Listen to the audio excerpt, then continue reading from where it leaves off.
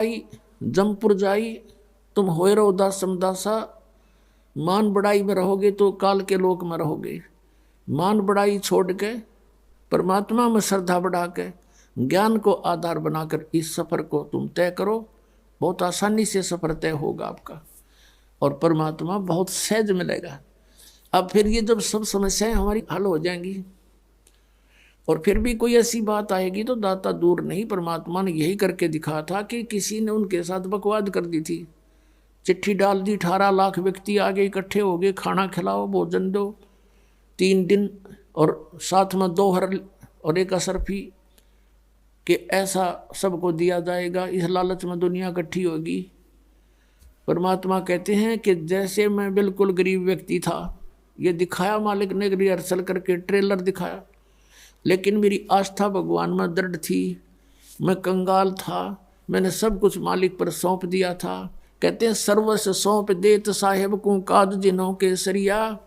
जो सर्वस्व सौंप देते हैं मालिक पर, कहते हैं फिर दाता हाजिर खड़ा रहता उसके लिए।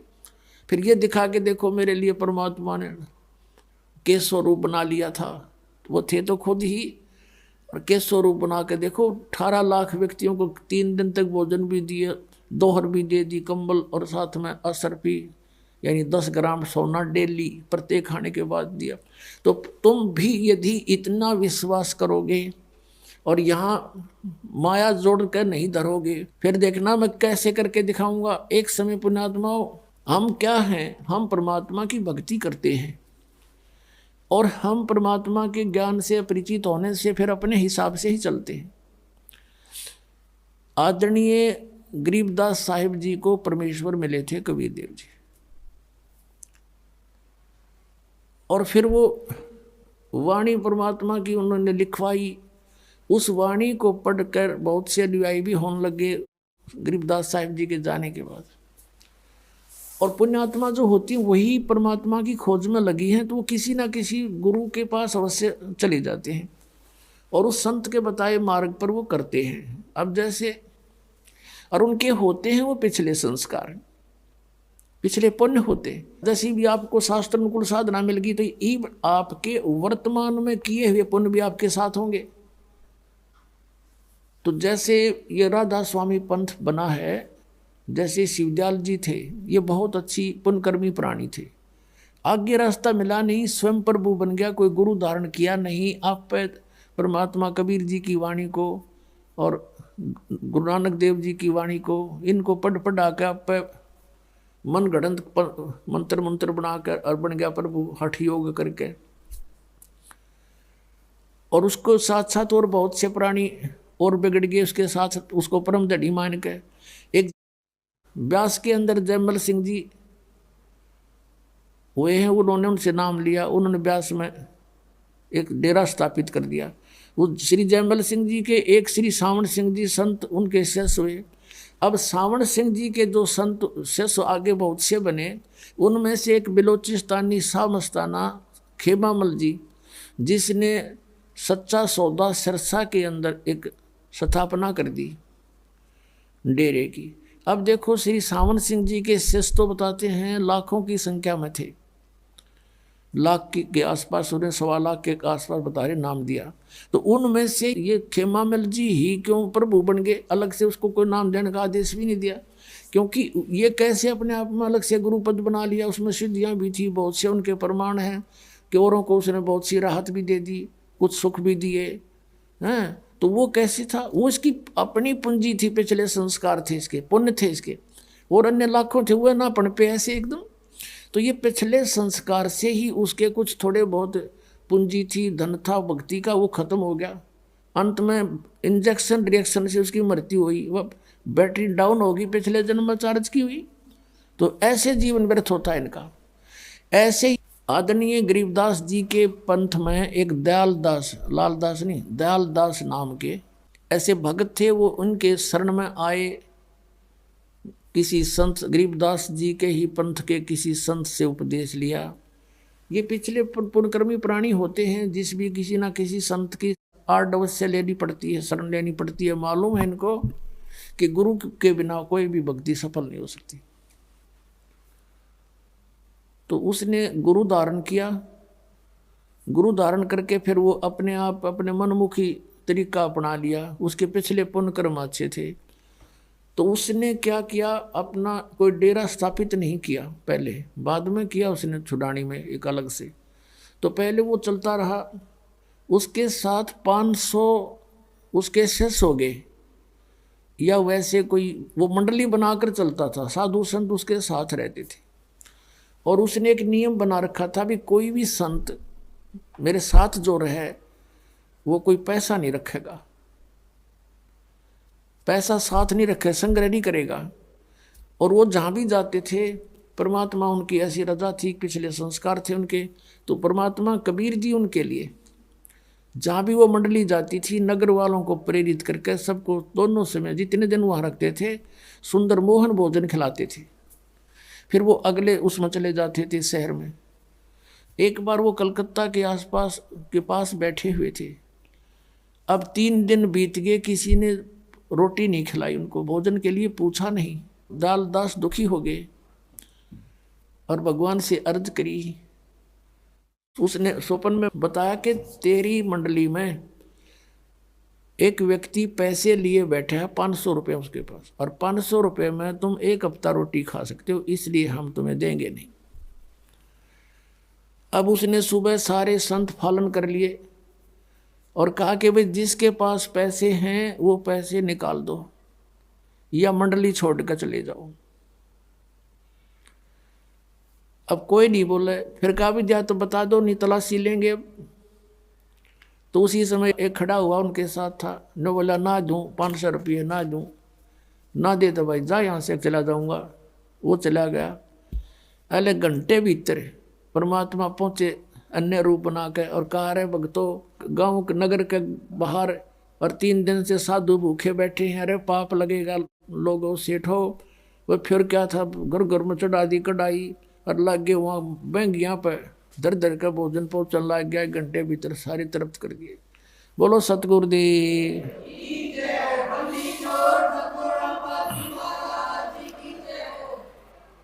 तो पुण्यात्माओं हम इतना विश्वास कर नहीं पाते भगवान पे, फिर भी पुण्यात्माओं क्योंकि हम घने पेटे हुए हैं, काल ने बहुत ज़्यादा हमारे को तंग कर रखा है। जैसे कुत्ते का 2 लाठी कोई मार दे बैठे बैठे के बेचारे के, और फिर वो दूर बैठा हो उठ सकता नहीं, और कहीं वैसे भी कोई जैसे खुड़का हो जाता है तो भी वो रोने लग जाता, कदे फिर ना मार दे। तो हम इतने पीट रखे इस काल ने, हम इतना दुख दे रखा युगों युगों से, आज हमारे हृदय में वो बह बैठा हुआ है। ये फिर इन परमात्मा की भक्ति से सिमरन से इसको साथ रख कर चलो, मर्यादा में रहो। आप हम बेशक डर भी लगता रहे लेकिन मालिक का सपोर्ट साथ रहेगा आपके, वो भय को भी मिटा देगा धीरे धीरे अगर हम मर्यादा में रहेंगे। और फिर देखना आपके रोज नए चमत्कार होया करेंगे। एक बहन बता रही थी, बोली जी मैं पाठ कराना चाहूँ थी, अभी 4था दिन उस दिन उसने बताया, और मेरे पास जुगाड़ नहीं बन रहा था, मैं खूब रोई। मैंने 1000 रुपये रखे हुए थे अलमारी में, यहाँ चलने के लिए तैयारी की कि चल कुछ तो जमा कराया होंगी वैसे लिखवा दूंगी। तो मैं 1000 रुपये तो अलग रखे थे और वैसे ही कुछ कागज पत्र रखे थे। मैंने सोची इनमें वैसे उठा के इधर रखे तो 4000 रुपये नो के नो धरे पाए। मैंने सपने में भी नहीं सोची थी मेरे पास पैसे हो रखे होंगे, कदे पैसा जुड़ा ही नहीं था मेरे पास। 4000 इकट्ठे धरने का तय नहीं हो लिया था, खर्चे इतने थे। तो पुण्यात्मा हमने तो नीत साबित करनी है, सारी सृष्टि का पालन करने वाला 18 लाख व्यक्तियों को एक प्रधानमंत्री नहीं खिला सकता 3 दिन का भोजन जिस तरह परमात्मा ने खिला दिया। फिर यहाँ का राज ने के चाटेंगे हम, जिस परमात्मा ने सतलोक से लाकर यहाँ का नहीं, चवन्नी भी ली, आटा भी नहीं लिया इस नकली लोक का, सतलोक से ले आया। तो वहाँ ये भरे भंडार हैं तो हम वहाँ क्यों नहीं चले?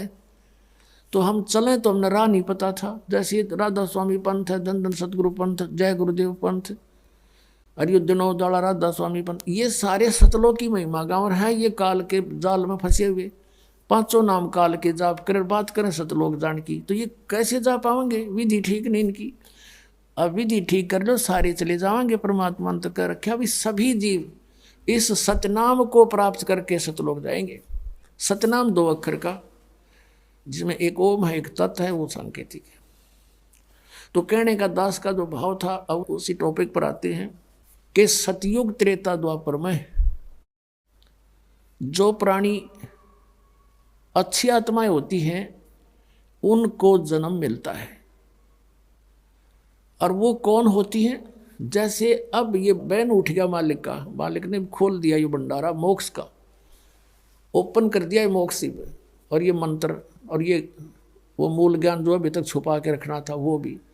तो अब अरबों खरबों की संख्या में पुण्यात्मा सतलोक जाएंगे जो इस मर्यादा में रहेंगे। और सतलोक यूं नहीं जाएंगे कि ऐसे मरते आना डर लगेगा फलाना होगा, नहीं, आपको न पता भी नहीं लगेगा मृत्यु विघ्ना भी, क्योंकि इस ज्ञान से आपको ये दृढ़ता आ जाएगी कि यूं कवर तो छूटेगा। ये कवर जो हमारा पर डाल रखा है 5 तत्वों का शरीर, ये तो छूटता है, सबका छूटे, ये तो रहना ही नहीं है। फिर इसके अंदर इसके डर किसा, इसके मरने का फिर भय किसा। और फिर ये होगा कि हमने जो भक्ति की है ये परमात्मा की बताई हुई है, और इससे आपके अंदर चाहे आप कुछ भी सोचने की चेष्टा करोगे, ये भक्ति का प्रबल ये प्रवाह आपको डगमग नहीं होने देगा, इतनी दृढ़ता पैदा कर देगा। जैसे सूरवीर होते हैं शीश दे देते हैं पर उनके मन में डर नहीं पैदा होता, तो आप वो सूरवीर बन जाओगे काल के साथ लड़ने वाले।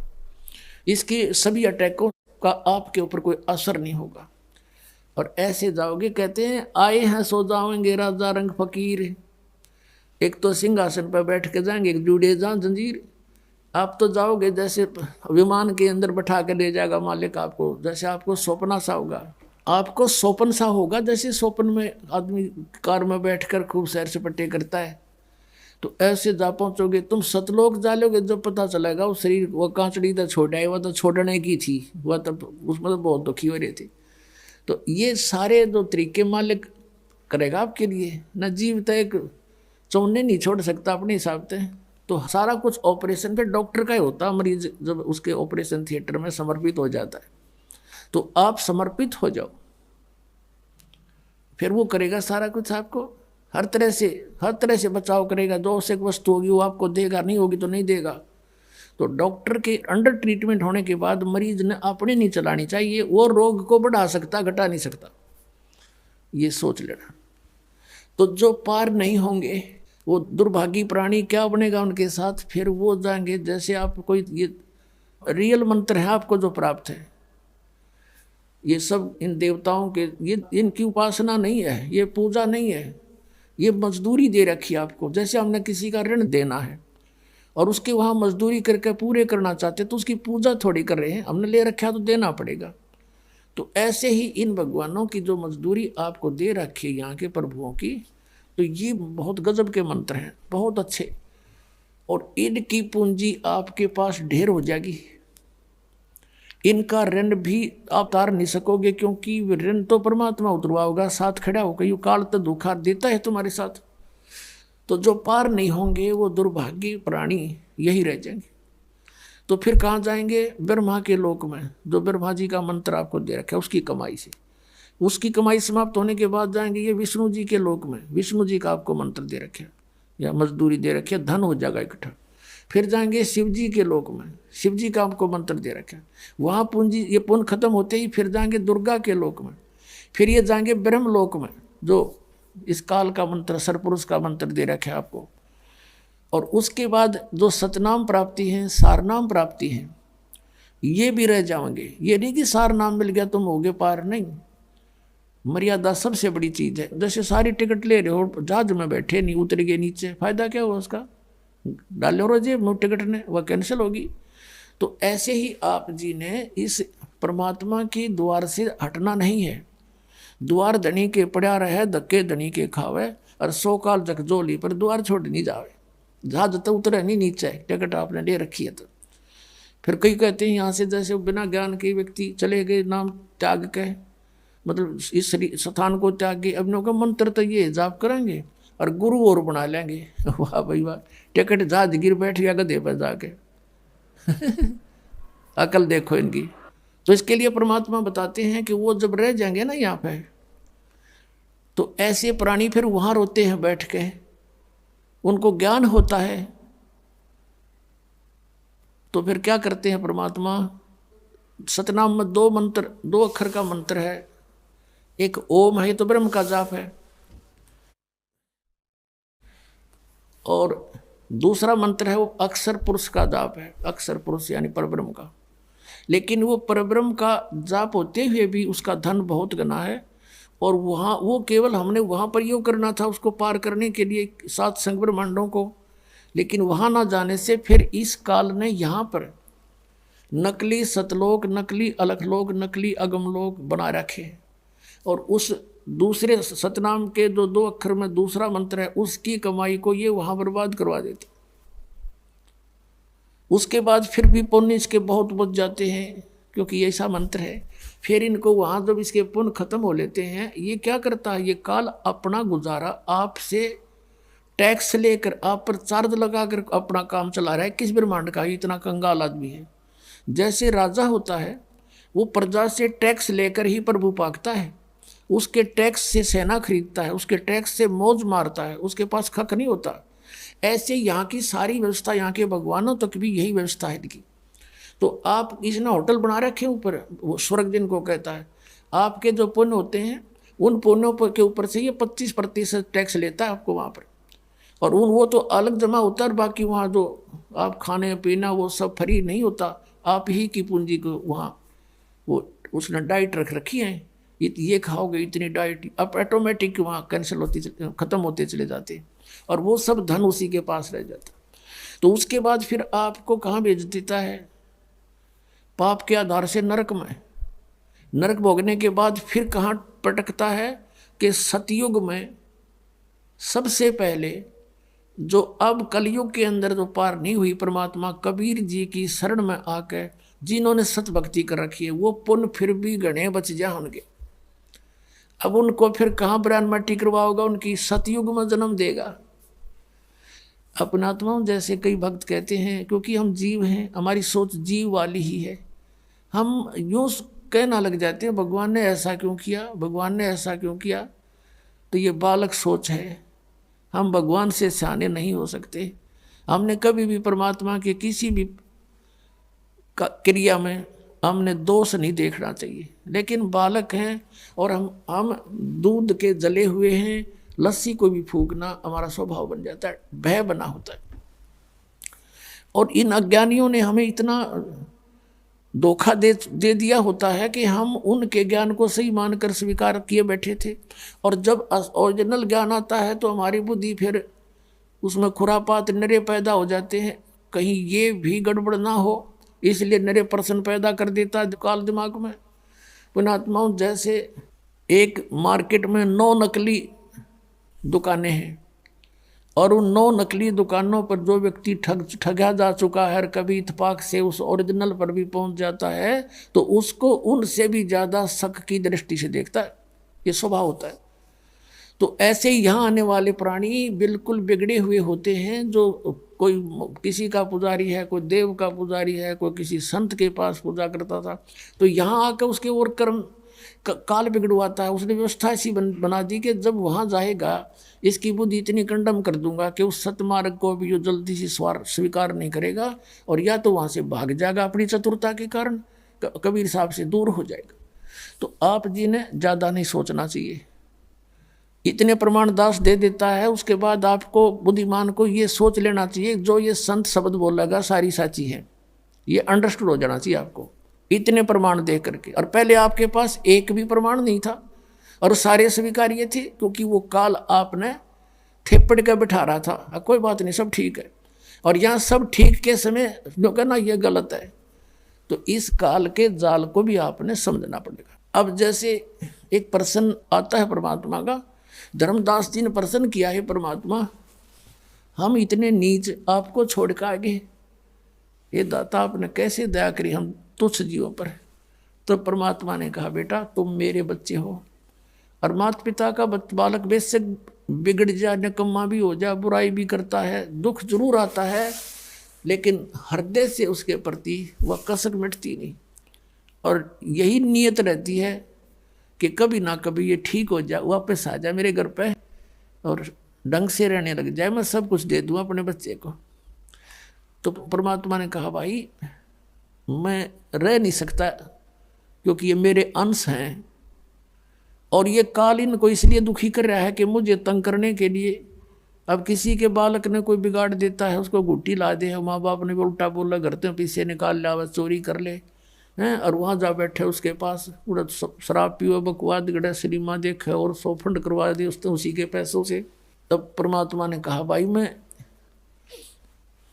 आपका दुख देख नहीं सकता, मेरे बस की बात नहीं रही अब, क्योंकि तुमने खुद पैर पे कुआड़ा मार लिया सब इच्छा से आगे।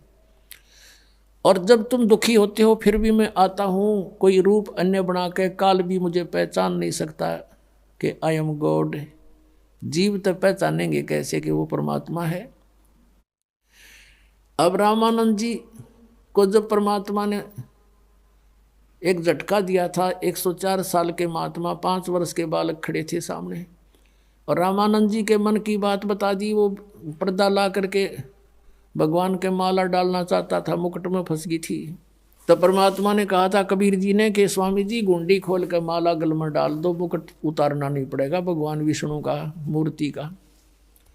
तो उसी समय उसने पर्दा हटा दिया था। छुआछात बहुत करता था रामानंद, ब्राह्मण होने के नाते 600 वर्ष पहले छुआछात चरम सीमा पर थी। और सामने एक धानक का बेटा खड़ा, वैसे तो सबका बाप, लेकिन समाज की दृष्टि में धानक का पुत्र कहलाया, बाकी वो किसी का पुत्र नहीं था, सब शक्ति से आए थे, सब सहशरीर आए थे। तो उस समय उसने, क्योंकि परमात्मा की चाहने वाली आत्माएं फिर नहीं देखा करती मजहब धर्म को, जाति और कर्म को, उसको भगवान चाहिए। सामने खड़ा उस बच्चे की जाके, एक धानक के बच्चे को ब्राह्मण ने ऐसे सीने से लगा दिया भगवान समझ के।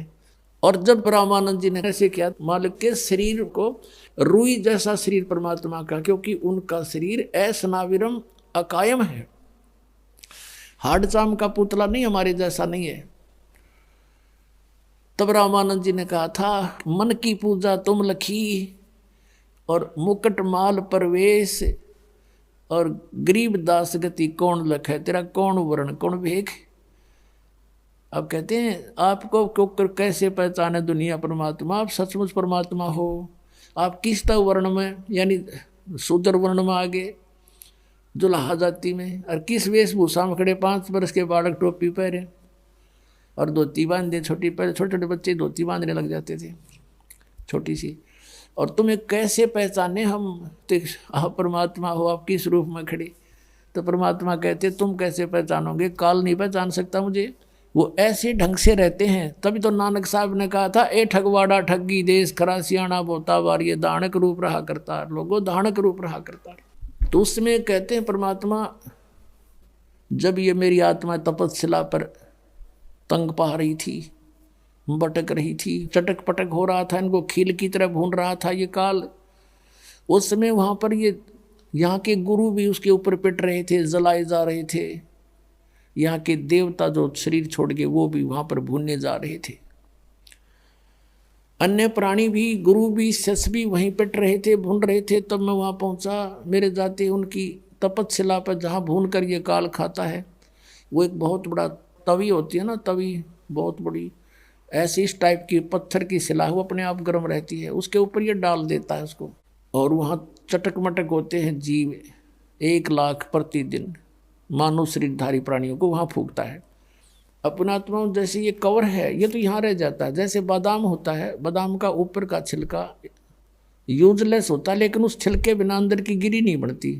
तो इस कवर से वो अंदर के सूक्ष्म शरीर में जो सारे जीवन में आप आहार करते हो, और आप देखते हो इस काल का जाल है कैसा कि प्रत्येक प्राणी व्यसन करवाता सबसे व्यसन, हुक्का, तम्बाकू, शराब, मांस, ये जरूर बाई फोर्स करवाता है किसी ना किसी तरीके से। और फिर उसके माध्यम से अंदर सूक्ष्म शरीर पर गंध पैदा कर देता है, गंध इसका आहार बनता है जिसे, और उसको तपस्या पे भून कर उन जीव तो मरता नहीं, लेकिन उस समय इतनी पीड़ा होती है पूछो मत। और उसमें से गंध निकालता है वो भून का कति, और फिर उनको अचेत हो जाते हैं प्राणी वहाँ। फिर कुछ देर के बाद फिर उनको फेंक देता, उड़ा देता है। फिर रास्ते में कहा करके सचेत होते हैं, और फिर वो धर्मराज के सामने आकर लाइन में खड़े हो जाते हैं। वो आगे कर्मों का दंड अलग अलग से है। तो वहाँ जब वो खड़े थे तपस्या पर भुने जा रहे थे, परमात्मा पहुँच गए और सभी प्राणियों की वो जलन समाप्त होगी जिसके कारण वो पीड़ित थे।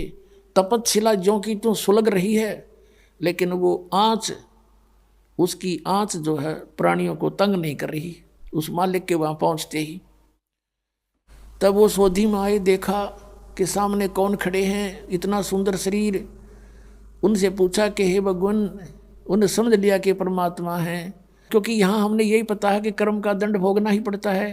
तब सभी वहाँ बुद्धिमान व्यक्ति भी थे जो गुरु पद पर थे, उन्होंने कहा कि प्रभु हम यह कौन से कर्म का भोग भोग रहे हैं। तब परमात्मा ने कहा, ये कर्म तुम्हारा बहुत भयंकर है बच्चा, ये तुम्हारा यहाँ का कर्म नहीं, तुमने सतलोक में ये जुल्म किया था, तुम मेरे से विमुख हुए थे, इस काल के साथ आसक्त होकर आगे थे इस पर, और तुमने अपने पैर पर कुहाड़ी मार रखी है। फिर सृष्टि रचना सुनाई भगवान ने सारी उनको खड़े होकर के कि तुम नो फंस गए यहाँ पर। अब देखो तुम, आप गुरु जी थे, ब्राह्मण थे, कहाँ जी, आप ये पूजा करते थे, कहाँ जी, देख तुम्हारी क्या दुर्गति, और आगे क्या होगा बताऊं, ये देख तेरी हिस्ट्री शीट, अब तू नरक में जाएगा, उसके बाद तू गधे की योनि पाएगा। वो पूरी लिस्ट दिखा दी परमात्मा के, एक सेकंड का काम। और ये दुर्गति होगी, तुम बात करे था लोगों को समझाने की, तू आप नरक में जा रहा है। तू वहाँ तो सारी समझ में आ गई थी कि सचमुच बिरान मट्टी हो रही है हमारी, कहाँ गई वो भक्ति, के काम आई। आज जोड़ कर कह सारे भगवात्मा हमें छुटवा लो, इस काल से बचा लो। परमात्मा ने कहा बेटा ऐसे नहीं है, जब तुम जाए धरो जग देहा, तब तुम करना मेरे सत शब्द स्नेहा। ये सतनाम स्नेहा, मेरा जो सतनाम है उसको दृढ़ता से ग्रहण करना, उसको छोड़ना नहीं आजीवन। जब तुम्हें कभी मनुष्य शरीर मिल जाए मेरी रजा से, तो उस समय जब मेरा कोई संत तुझे मिल जाए सच्चा नाम बताने वाला है, उन काल के दूतों को त्याग कर तुरंत उसकी ग्रहण कर लेना शरण, फिर देखना कैसे पार करूंगा, ऐसे नहीं कर सकता।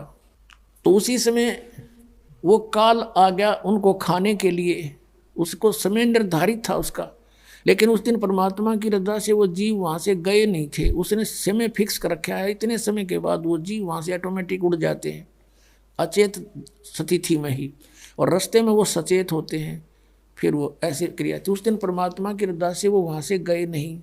परमात्मा ने, कबीर साहब ने कहा कि देखो वो सामने आ रहा तुम्हारा वो काल भगवान, जिसको तुम निराकार निराकार बताते थे, देखो आ रहा है, ओछा माथा, लंबे दांत, काला चेहरा, ये देखिए इसका ओरिजिनल रूप। और इसने गीता जी में कहा कि अर्जुन 7वें अध्याय के 24-25वें श्लोक में कि मैं अपनी योग माया से छुपा रहता हूँ, मैं किसी के समक्ष नहीं आता, समक्ष आ जाता कालजा पाट जा सबका, इतना भयंकर चेहरा है इसका। जैसे अर्जुन जैसे योद्धा को इसने बाहर दिखाया था कृष्ण से निकल कर बाहर कि ये है मेरा असली रूप, खान लाग रहा सब ने उसके मुँह में सब जा रहे हैं। अर्जुन से जैसे योद्धा के हाथ पैर कांपने लग गए थे उसको देख कर, तो यो भगवान है जिसको देख कर डर लगे, जिसको देख कर आत्मा प्रसन्न हो, वो है परमात्मा। तो जब वो सामने आया कि देखो तुम निराकार कहते थे, ये है वो तुम्हारा गॉड। अब कहा कि अब तुम जाओ, अब मेरी रिस्की बात जाएगी यहाँ पे। इतना कहती वो सारे जीव ऑटोमेटिक वहाँ से आकाश में उड़ गए बहुत ऊंचे, और फिर अपने स्थान पर पहुंच गए जहां उन्होंने जाना था। अब काल ने देखा कि ये जोग जीत कैसे आ गया। परमात्मा ने जोग जीत अपने पुत्र का रूप बना लिया। कहते हैं 100 छल छिद्र मैं करूँ अपने जन के काज, इस गंदे लोक में परमात्मा ने भी हमारे लिए इतना कुछ करना पड़ता है हमें निकालने के लिए। अब जोगजीत रूप में ही परमात्मा ने अपने पुत्र के रूप में इस काल को 21 ब्रह्मांड समेत सतलोक से निष्कासित किया था, और कहा था ये सुन ले आदेश परमपिता का, निकल जाए यहां से। तो 21 ब्रह्मांड लेकर ये आया था। इसने गलती बहुत की थी वहां पर, दुर्गा इस प्रकृति के साथ दुष्कर्म करना चाहा था, इसने इसके पेट में शरण ले ली थी, और परमात्मा ने फिर उस लड़की को उसके पेट से निकाल करके दुर्गा को और इसको दोनों को वहाँ से 21 ब्रह्मांड समेत भेज दिया था। और दुर्गा को परमात्मा ने हम सब आत्माएं पहले ही दे दी थी उसको बीज रूप में, और वचन शक्ति से उत्पन्न करने का आदेश दे दिया था। तो उसने ये प्रतिशोध लेना चाहा काल ने कि जोगजीत आज फंस गया, मेरे लोक में क्यों आया, तो मेरी आज्ञा बिना। और फिर उसको याद आ गया, हो सकता है पिताजी का, परम पिता का कोई आदेश लेकर आया हो। कहा कि पहले तो मुझे तू बता, पिता का कोई आदेश है तो। और फिर आज तुझे मैं कूटूंगा, आज तेरी पिटाई करूंगा, तूने मेरे साथ बहुत जुल्म किया था, मुझे वहां से निकाला था, मैं यहाँ बुरा हाल हो रहा है मेरा। तब जोगजीत रूप में परमात्मा ने कहा था कि सुन ले ज्योत निरंजन परमपिता का आदेश मैं किस लिए आया हूं। अरे भले व्यक्ति ये तेरे साथ आगे इन के बुरा किया तेरा, ये मेरे बच्चे तेरे साथ आ भी गए तो तेरा के बुरा किया इनने, तो इनके साथ कैसा जुल्म कर रहा है, किसी को गधा बना के घुमा रखा, किसी को कुत्ता बना दिया, टट्टी खा रहा है हैं, और फिर किसी का बेटा मर गया, किसी की बेटी मर गई, किसी की आँख फूट गई, किसी की दोनों टांग कट गई, हाहाकार मचा रखा। तेने कसाई को शर्म आई थोड़ी बहुत? पिताजी ने भेजा हूँ मैं, पिता के आदेश से आया हूँ और नीचे जाऊंगा मैं, तेने परमात्मा का नामो निशान मिटा दिया, भगवान का तो जिक्र भी नहीं करता तू, अपने आप पर बैठा हैं, और तेने सारा झूठा ज्ञान फैला दिया, इनके मूर्ख बना रखा है, इनको सच्चाई से दूर कर दिया। नीचे जाऊंगा, इतने काल के लोक में नीचे पृथ्वी पर जाऊंगा, सब जीवों को बताऊंगा कि ये काल नहीं है, ये भक्ति तुम कर रहे ये मोक्षदायक नहीं है, और सही मंत्र उनको दूंगा, सबको पार करके सतलोक भेजूंगा, ये आदेश है पिता का।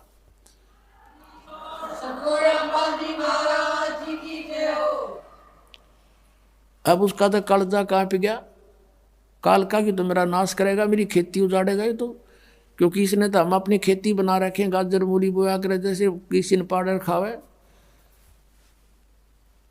तो उसने सोचा कि तो भाई जुल्म करेगा एकदम। उसके कहते हैं कबीर परमेश्वर बता रहे हैं, धर्मदास मेरे ऊपर ऐसे झपट्टा मारा जैसे बाज मारता है नीचे छोटी चिड़िया के ऊपर। इसने मुझे एक जोग जीत समझ गए, और धर्मदास मैंने ना फिर सतनाम का सुमन शुरू कर दिया, 2 अक्षर के का श्वास से। पुणात्मा ये अपने लिए आदेश दे रहे हैं, परमात्मा हमें आगाह कर रहे हैं कि इस सतनाम के श्वास उश्वास के अधिकारी से प्राप्त मंत्र से मैं इतनी शक्ति आ जाती है कि सामने से यु काल भी आ जाता रहे, काल के दूतां का तो चक्कर छोड़ दो। इस सुमरण के करने से जैसे फणपति मंत्र सुन रखे फण सकोड़, ऐसे मेरे सतनाम तो यू काल लो मुंह मोड़े। जैसे गार्डू होते हैं ना ये सपेले, सर्प को काबू करने वाले, एक मंत्र सिद्ध कर लेते, एक वाणी श्लोक, और कहते उस मंत्र से बोलने से अगर सर्प ने ऐसे फन फैला रखा हो ना डसने के लिए, वो मंत्र बोलने लगता है तो अपने आप वो फनपति यानी सर्प फन को सीधा करके और नीचे झुक जाता है। कहते जैसे फनपति मंत्र सुन रख फन सकोड़, ऐसे मेरे सतनाम तो यू काल लो मुंह मोड़े।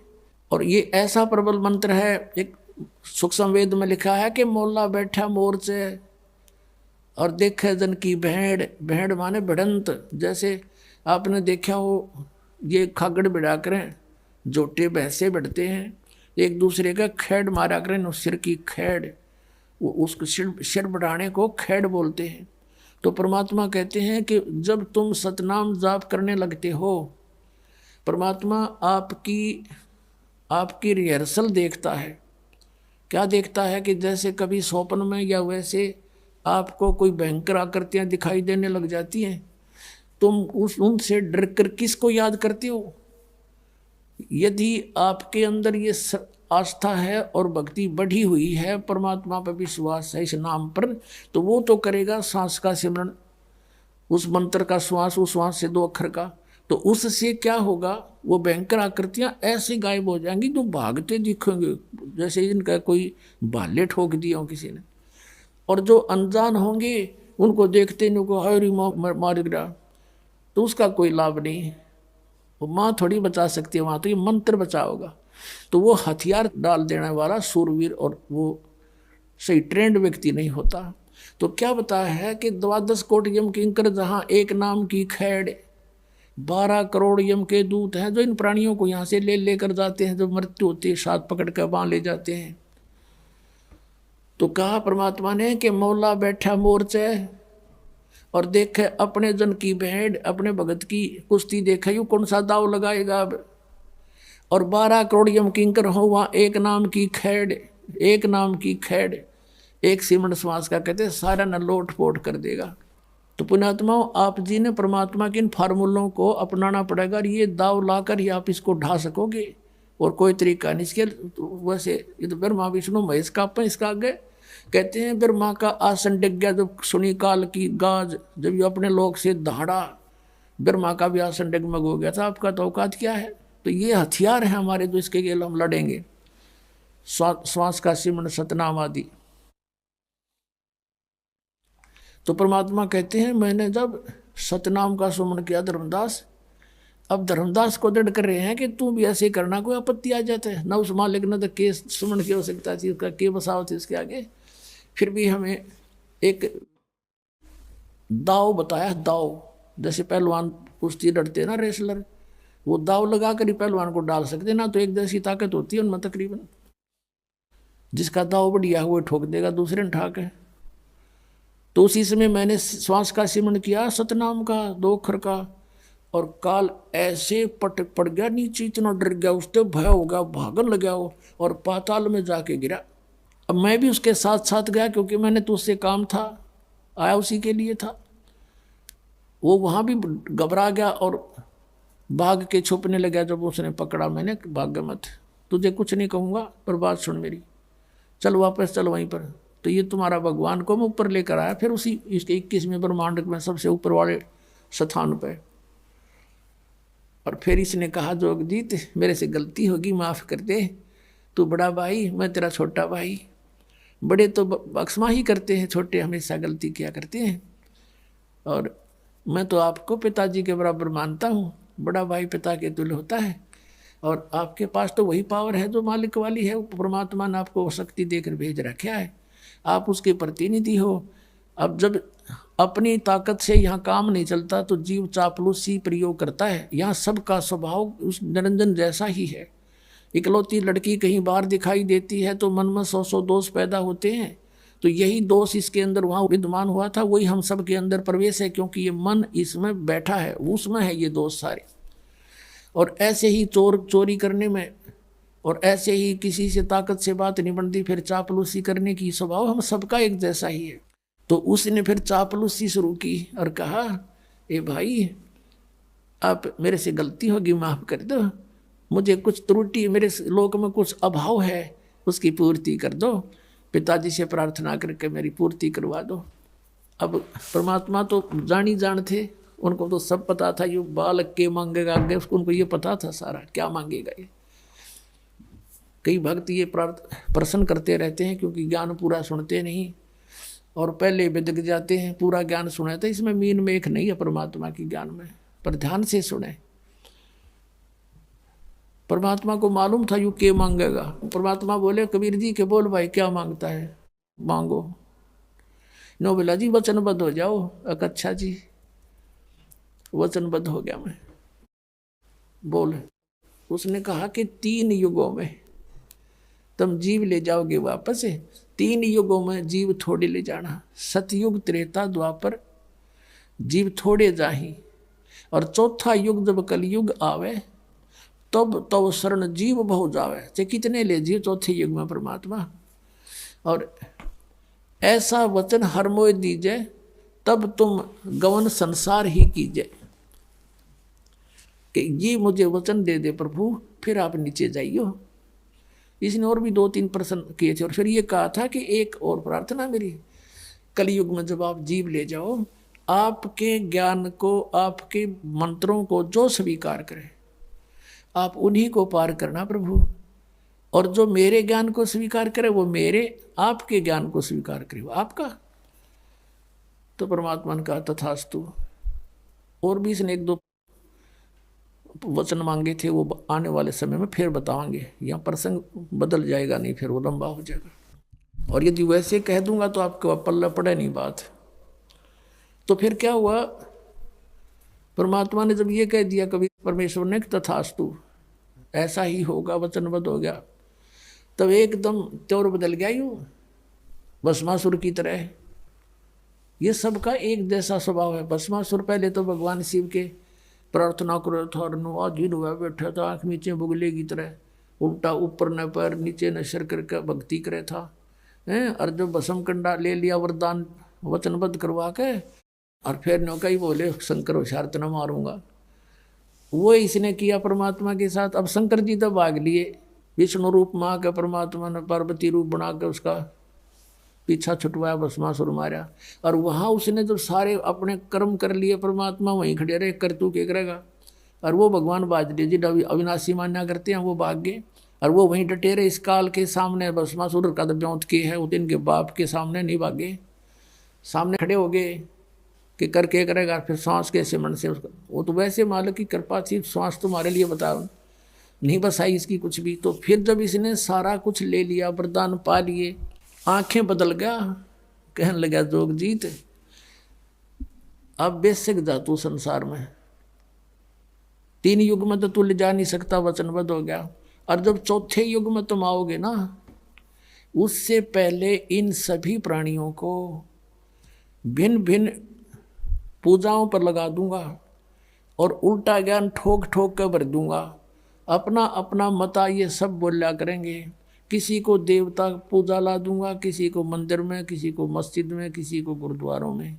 और जब तुम्हारा हंस जाएगा ना, या तुम जाओगे या तुम आओगे या तुम्हारा कोई अंश आएगा, उससे पहले तो मेरे दूत जाके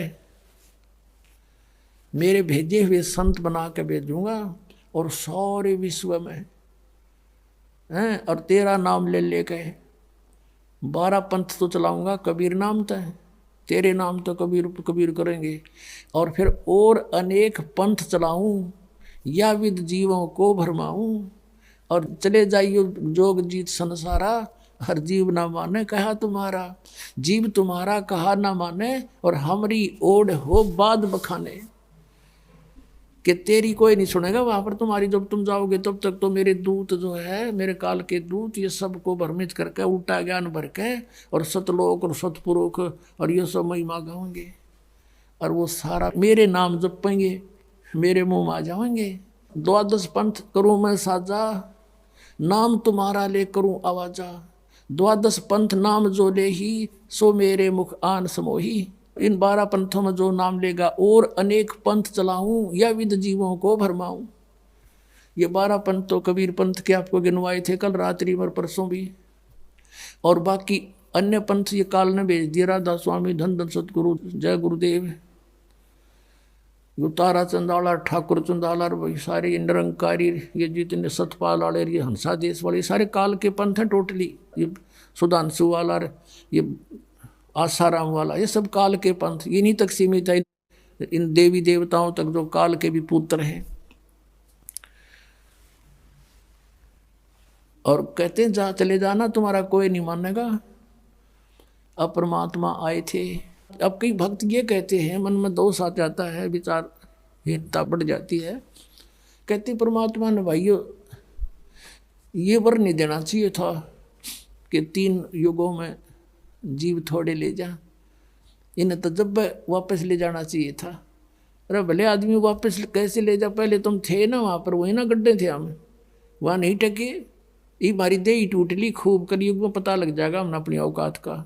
इसलिए ये सेलेक्ट किया था दाता ने। अब कारण क्या है, जो दास ने आज ये प्रसंग शुरू किया था उसके ऊपर फिर आते। परमात्मा ने कहा था कि चौथे युग में जब इसने ये कहा कि तुम्हारा कोई नहीं मानेगा, अपने काल के दूत भेज दूंगा, और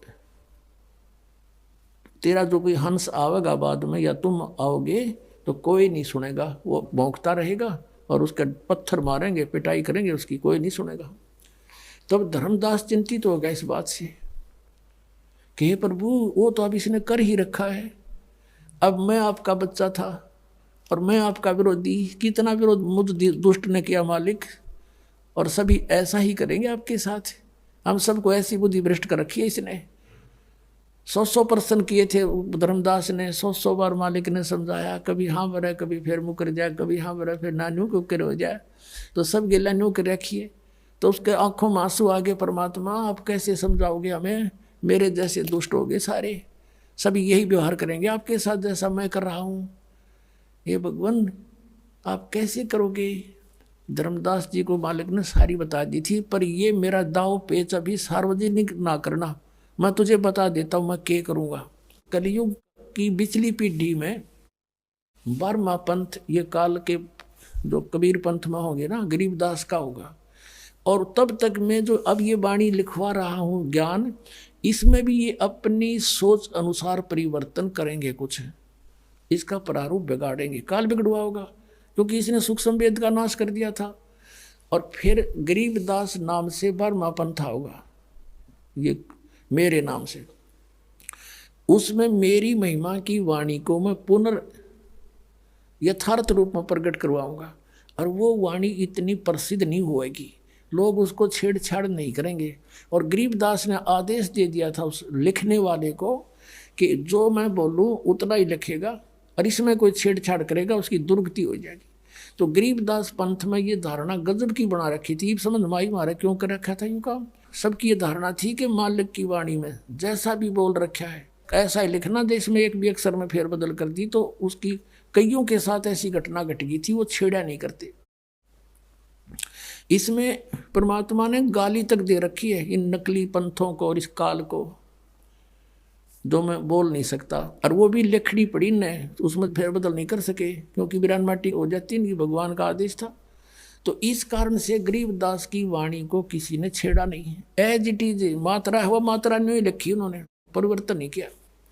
और ये कारण ये था कि कहीं इसमें भी गड़बड़ कर दे, नालायक आके न कहेगा विराज से नहीं।